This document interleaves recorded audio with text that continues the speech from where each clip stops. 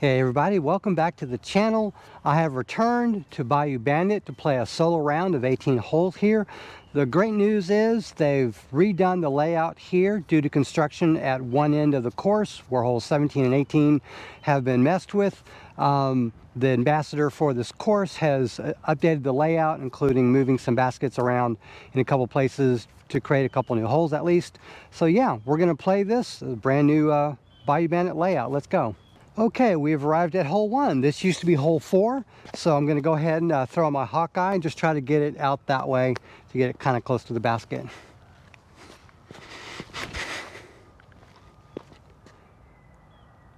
Yes, sir. Okay, had to wait for a couple forklifts to go through. Anyways, this is 28 feet from the basket. I'm going to give it a soft bid. I'm going to treat this like a casual round. I may take a handful of extra throws or putts after the first one. Oh, oh well. I'm honestly just glad I'm out here on a lovely day like this, playing a little disc golf.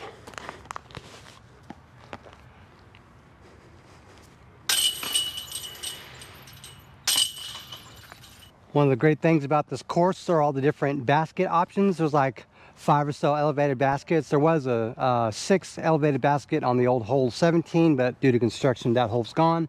So it'll be interesting to see what the other holes look like. That said, the next basket for hole 2 is guarded inside of a tree behind that tree. So a good 280 out that way is the basket behind the tree that you see there. That is my G-Star Wraith. Notice all I wanted to do is go that way. It's overstable, so it'd fade.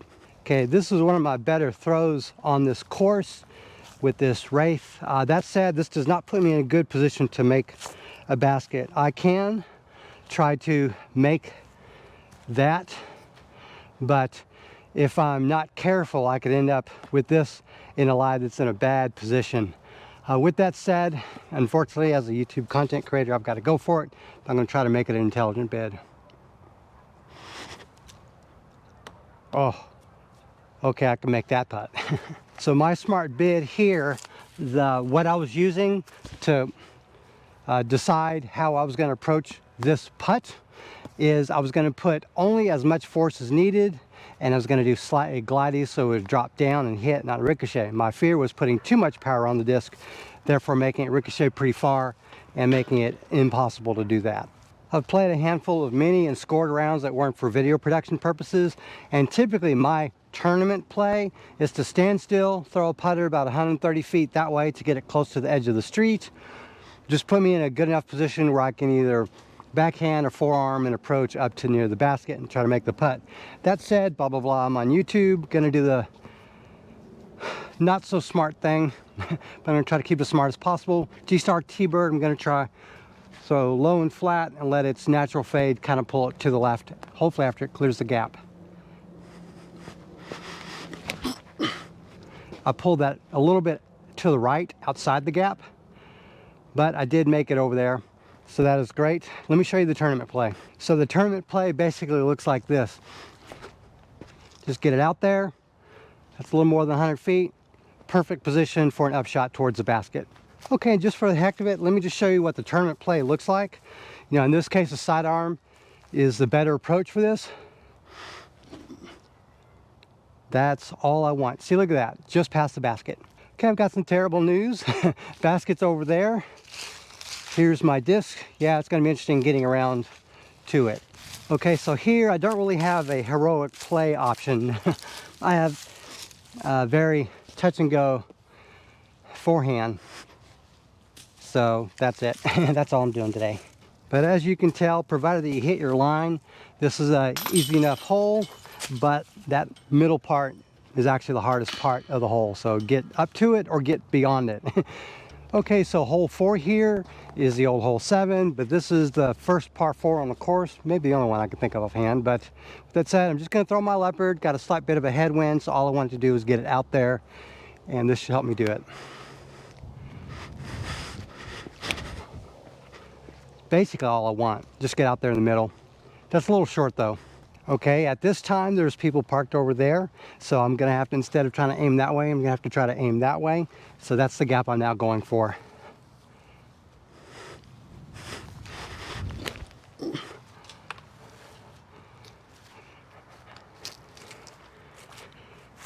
Unfortunately, I'm now in bogey territory. I've got 219 feet to the basket, and I have no easy way there due to the obstacles in the course.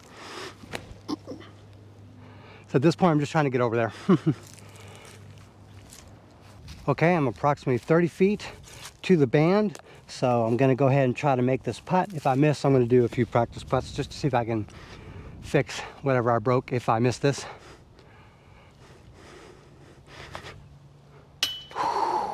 Okay, so there's a little bit of paint here indicating hole 5. This is the short tee. I use my Bushnell from about here, measured 214 to the basket, so that's close enough to U-disc. Here's my Champion Banshee. All I want to do is kind of get it over there. Woohoo! Let's go. I've got it up there at least. Okay, per Bushnell, this is 34 feet from the basket, so I'm just outside the circle. I don't step putts, it doesn't matter to me. But one thing I want to point out is this is essentially a correction of my previous soil on the previous hole. Remember when I threw my Leopard and it kind of had a little bit of slight anhydrous and it kind of burned over? I thought I might do that here, so I grabbed my most overstable fairway driver, my Banshee, and I actually corrected for the accidental anhydrous. So you gotta kind of see how you're playing in the day and then make your adjustments. So this here is an adjustment. So with that said, this is not one of your higher quality baskets. It's an older mock basket. So I'm gonna have to be delicate here. I'm aiming for the pole, just under half height. Accidentally hazard that, ouch. Okay, per Bushnell, this is 20 feet from the basket, and now you see one of the reasons I carry a Zuka cart with me, not just for all the stuff that's in it, but for camera placement. I can tell this is where I need it to be.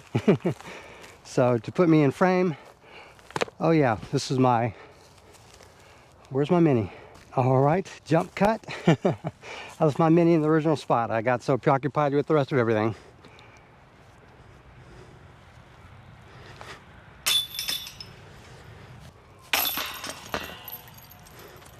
Okay, hole 6, this is like the old hole 13 or so, whatever, I can't remember. Basket straight, that away. I'm gonna try to throw my Mystere straightish and let it fade. I would also consider my G-Star Wraith for that, but I'm not sure that's the right play. Let's go ahead and see what I can do.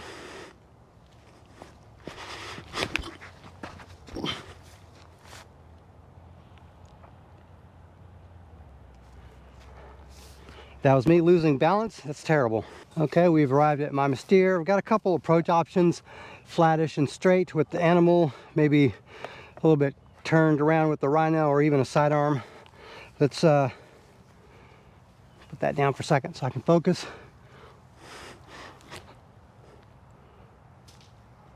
All right, well, I got a putt. Let me see what it looks like if I curve around. Well, not as good. Okay, so basically the Rhino and the animal making minis. That's pretty good.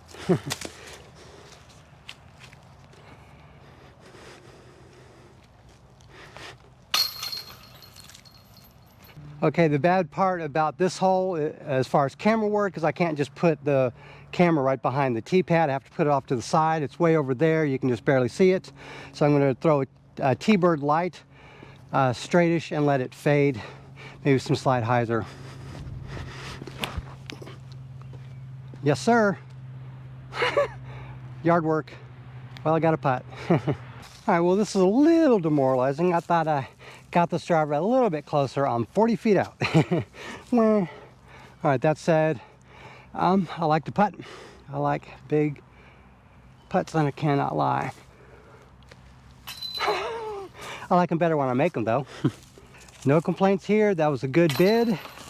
That said, Bayou Bandit, baby.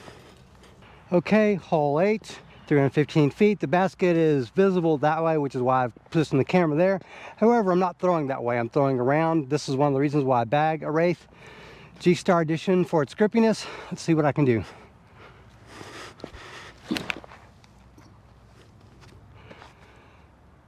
Let's go, skippy skip skip. Okay, 72 feet to the basket. I would attempt to throw, but I think at this point I'm just gonna putt. There we go. Got a tap in. Okay, I have to say I played this hole essentially according to plan, because I know I can't reach the basket no matter how well I throw, but I can make a par from a short approach. Hole 9, this one's really hard to film because the basket is that way and it's anodized, so you basically can't see it. So all I'm going to do is throw a sidearm that way with my Banshee just to kind of get it out there.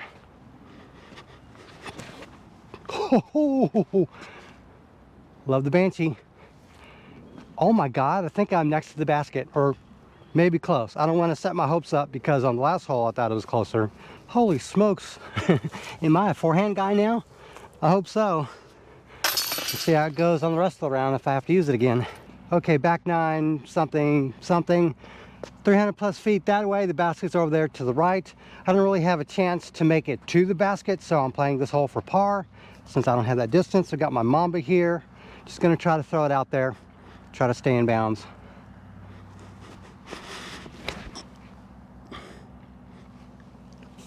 Okay, fortunately for me, I've still got 260 feet to the basket. I'm just gonna try to hyzer flip this leopard just to get it close. I don't think I'm saving a par on this hole.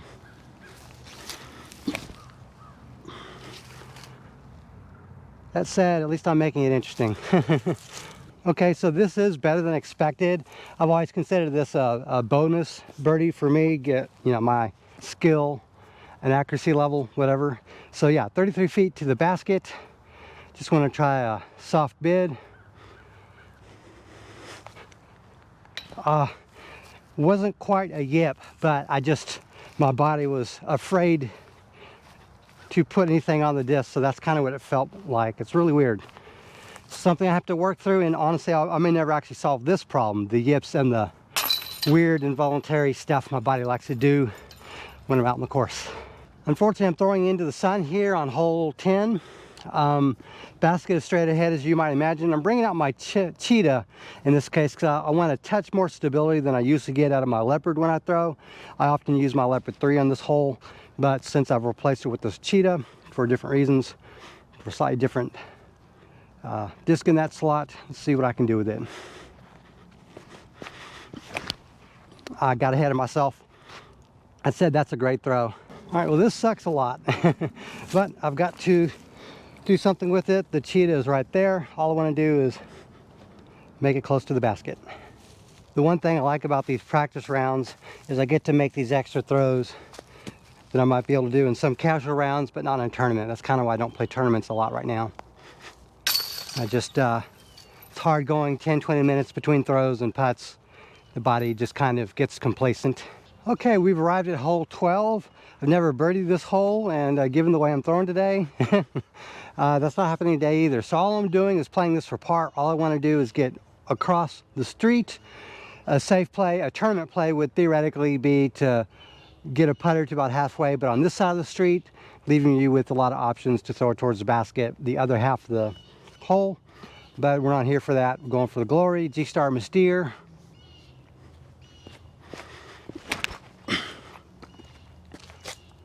Let's go.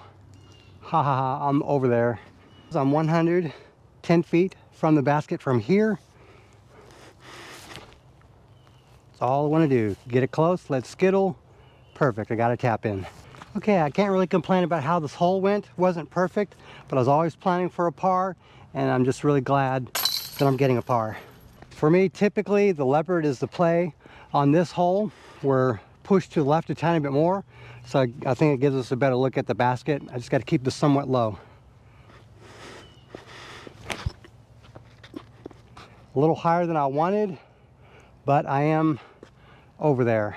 I'm 68 feet from the basket from my first throw, which is this leopard. Jesus, this glass wants to kick up the mini. All right, so really, this is a putt. All I want to do is get it close. Yes, sir, tap in. That said, I love it when a plan comes together. I play this perfect for a par. Okay, the interesting thing about this hole for me is it is somewhat reachable, me in that basket, but close. I'd have to get something perfect. got the Star Mamba. I want to try to throw it flat and lowish, and hopefully it might turn a little bit. I'm going to throw it kind of towards that basket. That's basically the flight that I wanted.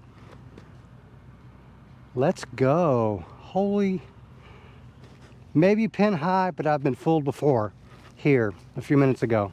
Well, what a cruel optical illusion. I thought I was closer to pin high. I'm about 30 feet shy of pin high, 42 feet from the band.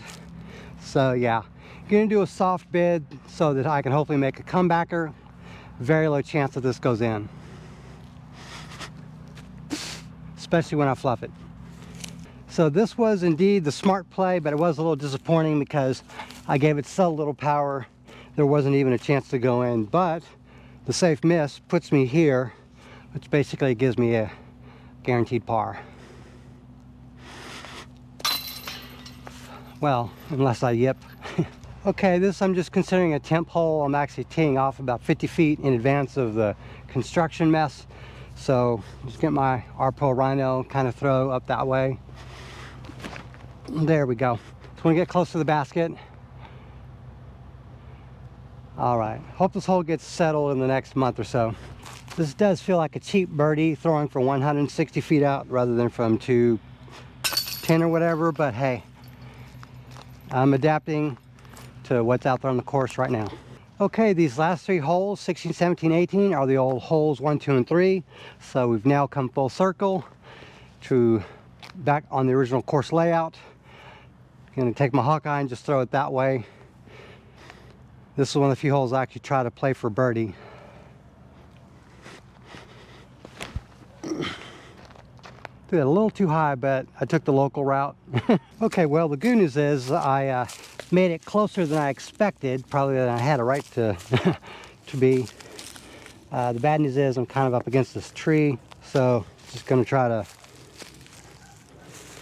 drill this one in 35 feet from the basket if I haven't mentioned it yet. All right, stop being distracted by all that stuff.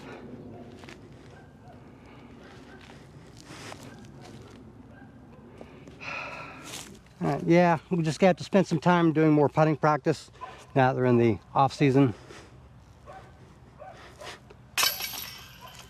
Hole 17, basket is straight ahead, it's practically invisible on the camera. Most people nowadays like to throw a hyzer over, let it kind of crash in. There are some side hand options, but I'm not that guy. I'm not the forehand guy I want to be. Got my G-Star Wraith. I'm going to throw it flattish and just kind of see what it does. Maybe a touch too high. I could have used something a lot less stable and put it that high. That said, I'm out there in the middle of the fairway. Dang it. I'm 40 feet out yet again. That's the difference between, say, a recreational disc golfer like myself and an intermediate level golfer. The intermediate level golfers is just going to put it closer to the basket a lot more often, and they're going to make a lot more birdies, and that's just how it is. See if I can get close to the basket. Hopefully in. Well, I tried. So I'm going to keep working on throwing, do more throwing practice and putting practice, so I can kind of hopefully get more birdies. Okay, final hole, knuckle up everyone. Good game, good game. All right, G-Star Wraith, yet another reason why I bagged this. I want to throw it kind of flattish that way and let it kind of carry. Also, basically an unbirdieable hole for me, but I want to get a par.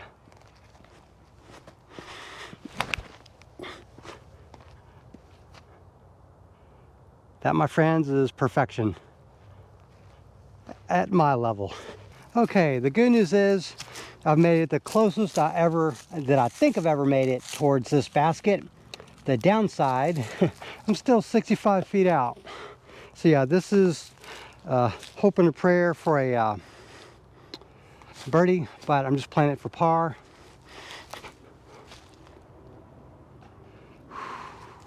While this isn't my best performance at this course, I'm probably 3 or 4 strokes back from that. I really enjoyed the changes to this layout here, and if I scored correctly, 1 over is very acceptable for me at my level. I'm a recreational disc golfer, intermediate putter, and yeah, very happy with the way this turned out. I hope you liked the video. Please subscribe if you haven't already, as I have more fun disc golf content on the way. Thank you very much for watching, and have a great day.